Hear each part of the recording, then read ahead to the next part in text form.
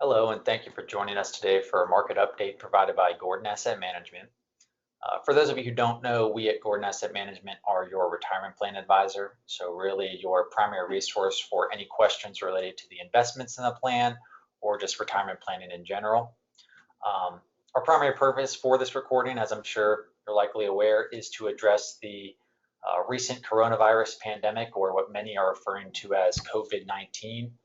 I want to start by saying that our hearts go out to all the individuals and businesses who have been either directly or indirectly affected by the virus. We want you to know that we're here to help, so do please reach out with any questions or assistance that you may need. I also want to stress that at this time, your primary focus and effort should be on the health of you and those around you. Be sure you're taking care of yourself, your friends, your family, and others as well. But that said, as your advisor, we'd like to do what we can to provide some clarity on what has happened thus far with the financial markets through this crisis, compare this with what we've seen in past market downturns, and most importantly, cover some tips and considerations for how to best handle your portfolio going forward. So we'll start with a current market overview. I'm sure by this point, most of you listening have either seen through your own accounts or the news that COVID-19 has had a very serious impact on the markets here thus far in 2020. To give you an idea, the S&P 500, which is a very popular index fund out there, that's perhaps the best indicator of how the US stock market is performing. It's down roughly 32% as of March 20th from the all-time highs we saw just over a month ago in mid-February. With this drop, we've also seen record high volatility, which again is stemming from fears of uncertainty with COVID-19 virus. Now we're very aware that there are certainly other factors out there contributing to market performance. However, for the most part, either directly or indirectly, COVID-19 has been a primary driver of market performance here over the past few weeks. Now, as I mentioned, there is a lot of uncertainty right now as far as what to expect moving forward, but what we can do is look back to see how the markets have performed in past corrections. So the reality is that with investing, market downturns are going to happen. In fact, on average, we've experienced a 20% market downturn, also known as a bear market, about once every 6 years. So this may be a little bit surprising as people are not used to this, given that we haven't seen a bear market or a 20% correction since back in 2008. So we're about 11 years in at this point, which is well above average. Now that said, it's important to keep in mind that despite these somewhat frequent corrections, the stock market has continued to grow at a very healthy rate in the long term. Again, further supported by the fact that just over a month ago, we were at all-time market highs in mid-February. So the good news is that historically markets have bounced back relatively quickly after experiencing large declines. The reason for this is that equity returns are often strongest after a decline when investors believe that the market has overreacted to the downside. As you can see here, the average 12-month return immediately following a 15% or greater correction historically has been 55%. It's very strong. Now we understand that all situations are different. We get that, but historically the data here is very compelling. So something to keep in mind. Now, long-term focus can also help investors put bear markets into perspective. If you look back since 1949, there have been 9 bear market periods in history, not included the recent bear market that we've just entered. And while the average 33% decline during these cycles can certainly be painful, it's nothing compared to the 263% average gain we've experienced during bull market periods. It's also worth noting that bear markets historically tend to be much shorter than bull markets, on average lasting about 14 months as compared to 71 months, as you can see here. And while it's often difficult to expect that or accept this in the middle of a severe correction like we've seen, it is important to remember that bear markets are short-lived and ultimately an inevitable part of investing.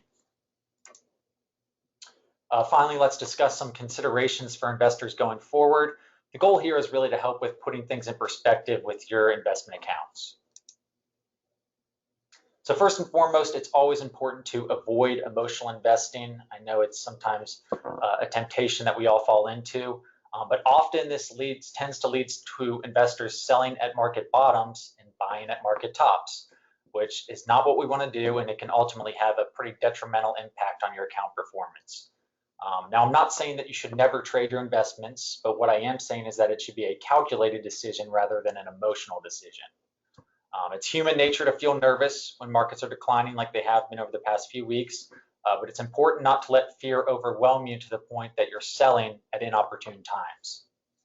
It's often these actions that tend to lead to have the biggest impact on your investment success, more so than just the general day-to-day market fluctuations.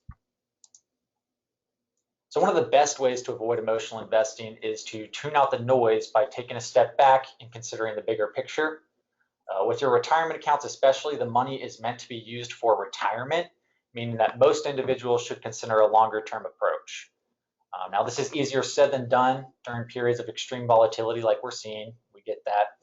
But to help illustrate my point, consider the charts shown, which are plotting the exact same investment. The only difference is the top chart is tracing the month-to-month return, whereas the bottom chart is tracing the annual return. So taking a short-term view will likely lead to not only greater stress, but also greater uncertainty with the overall direction that your accounts are moving, as compared to, again, taking a step back, looking at the long-term view and seeing the steady account growth over time, which is really the ultimate goal. Lastly, you want to avoid the urge to try and time the markets, as this is a very risky strategy, and the reality is that nobody can predict what the markets are going to do. Quite often, investors will try to time the markets and end up missing on the sharp market rebounds and leave money on the table. So as you can see to the right, over the last 20 years, 24 of the 25 worst trading days were within 1 month of the 25 best trading days. So we can see this reflected even more so over the past month, where 1 month has really turned into a day or two. We've seen several situations where some of the best trading or some of the worst trading days in history were followed immediately by some of the best trading days in history. So these day-to-day market fluctuations are even more severe now than they have been in the past. And even missing out on just a few trading days can take its toll, as you can see on the chart to the left here. In fact, over the last 20 years, if you had missed out on just the 10 best trading days, your ending balance would have been roughly half of what it would have been if you stayed invested. If you extend this out to missing the 25 best trading days, you actually end up with a lower ending balance than your original $100,000 investment, as shown in this illustration. So again, the importance here, don't try to time the markets, invest for the long haul. So some takeaways based on what we've discussed thus far. First off, market ups and downs are a part of investing, and the sooner you accept this, the easier it will be to cope with the stress we experience in periods like we're seeing now with these market downturns. That said, when we have seen sharp market declines, historically markets have rebounded relatively quickly. We want to avoid emotional investing and be sure that any changes you do make are calculated decisions. You want to remember your time horizon, especially with retirement accounts, which are often looking at a more long-term view. And finally, you want to resist the urge to try and time the markets, as this is a very risky strategy. So please do remember that we're here to help answer any questions that you've got or help with assistance. Questions related to the investments or retirement planning should be directed towards us at Gordon Asset Management. You've got both our toll-free number and our email address listed here. Operational questions such as how to log on to the website or information on taking a loan or distribution should be directed towards your plan's record keeper and or administrator. So this concludes our presentation. We want to thank you again for taking the time to listen in and hope that you all stay safe as we continue to fight through this virus together. Thank you.